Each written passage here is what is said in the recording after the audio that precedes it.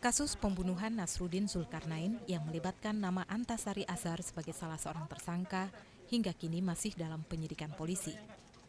Kasus ini menjadi perbincangan publik karena ada unsur dugaan perselingkuhan seorang pejabat dengan seorang wanita yang sosoknya hingga kini masih disembunyikan polisi.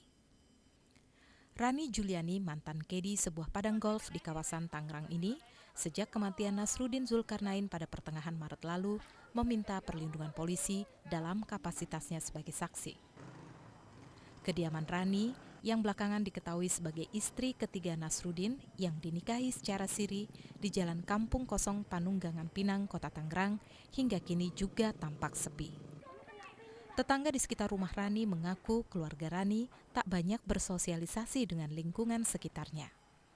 Pernikahan siri Rani dengan Nasruddin pun tak diketahui tetangga maupun teman-teman dekat Rani. Ya tertutup juga sih Pak orangnya, yang ngomongnya juga ya jarang-jarang sih, ya namanya jarang ketemu gimana. Kurang tahu dah. Kalau menikah makanya saya nggak tahu. Iya, masalahnya kan nggak tahu. Itu urusan dia kali. Tapi dia udah bersuami sekarang. Ya, gitulah.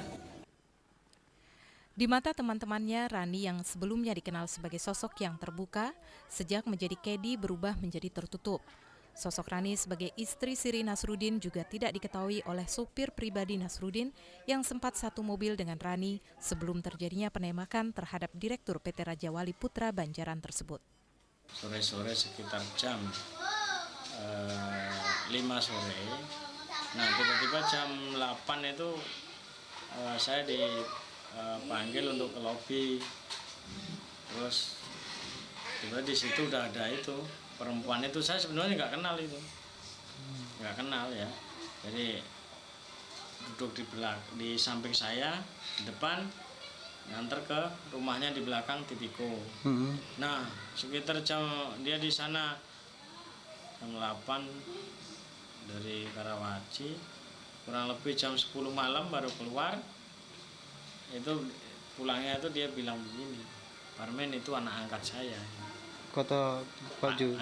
Kata Pak Ju begitu. Peristiwa penembakan terhadap Nasruddin Zulkarnain sendiri hingga kini masih menyisakan trauma terhadap Suparmin.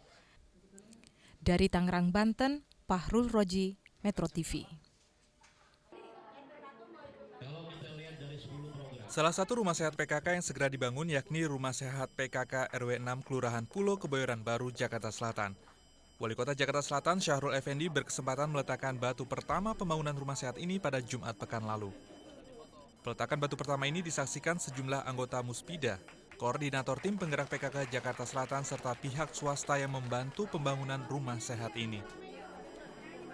Wali Kota berharap rumah sehat ini nantinya dapat melayani kebutuhan warga secara maksimal seperti mengurus KTP dan surat lainnya, pelayanan posyandu, penyuluhan, serta konsultasi keluarga. Dengan gerakan rumah sehat ini betul masyarakat yang kurang mampu dan tidak mampu dijangkau oleh para dokter dan ibu PKK. Dan rumah sehat ini nantinya juga akan digunakan oleh warga di kelurahan ini untuk berbagai aktivitas sosial. Untuk itu Rumah sehat ini akan memiliki luas sekitar 250 meter persegi dan akan menghabiskan dana sekitar 600 juta rupiah yang bersumber dari swadaya masyarakat serta bantuan pihak swasta. Fahir Malfahim, Metro TV.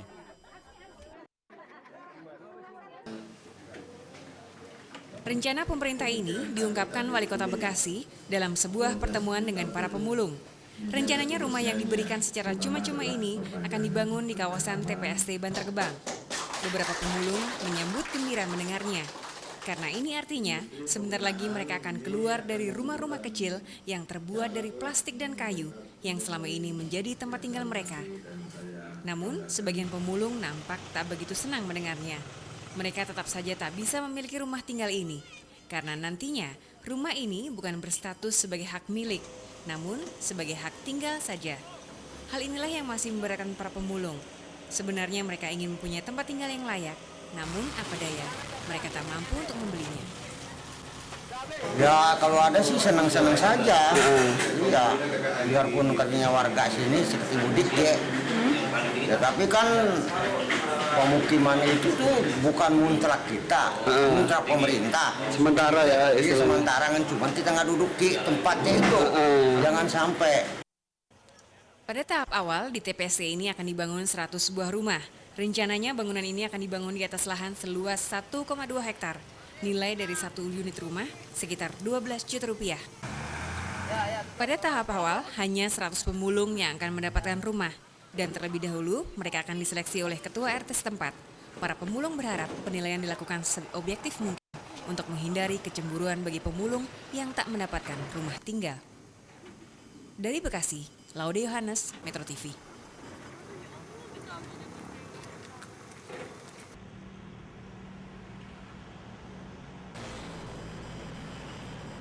Proyek pembangunan kereta ringan Light Rail Transit atau yang lebih dikenal dengan sebutan monorail di Jakarta hingga saat ini belum jelas kelanjutannya. Sejak Pemprov DKI Jakarta meminta bantuan BPKP mengaudit proyek monorail yang dikerjakan oleh PT Jakarta Monorail, hingga saat ini belum ada keputusan dari Pemprov DKI apakah proyek ini akan dilanjutkan atau diserahkan kepada pihak lain. PT Jakarta Monorail menawarkan 3 alternatif, yakni dilanjutkan sesuai skema yang lama, diambil alih oleh Pemprov, atau diteruskan oleh investor baru. Ya kami tetap mengharapkan JM tidak akan dirugikan juga gitu loh dalam hal proses ini. Kami siap untuk bekerja sama dengan Pemprov mencari jalan keluar yang bisa diterima semua pihak. Memang tidak mudah bagi Pemprov DKI untuk mengambil keputusan atas pilihan alternatif yang tersedia. Jika proyek ini dilanjutkan oleh PT Jakarta Monorail, Pemprov dituntut mengucurkan dana APBD yang lebih besar. Padahal hingga saat ini belum ada investor baru yang tertarik mendanai pembangunan proyek ini. Rencananya proyek monorail akan memiliki 2 jalur, yaitu Green Line sepanjang 14,2 km melintasi Semanggi Kuningan dengan dana pembangunan 350 juta dolar Amerika. Dan Blue Line sepanjang 12,2 km melintasi Kampung Melayu, Casablanca, Tanah Abang hingga Roxy dengan dana 250 juta dolar Amerika. Tim Liputan Metro TV.